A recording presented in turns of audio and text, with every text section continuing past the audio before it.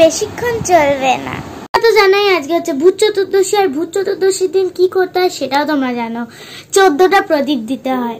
এখন আমরা প্রদীপ দেবো, সো লেটস গো। তোমাদের কি ভূত চতুর্দশীর মানে ভূত চতুর্দশী শুনলে কি তোমাদের প্রথমে ভূত মনে হয়?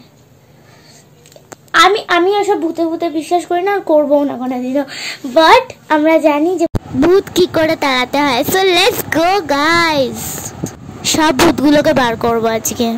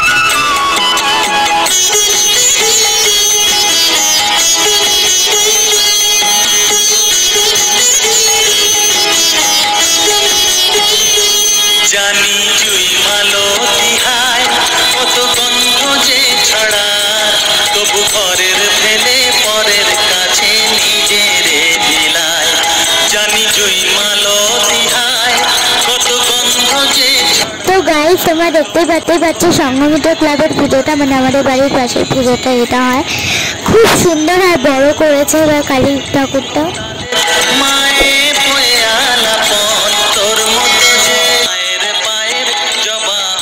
Thanks for watching.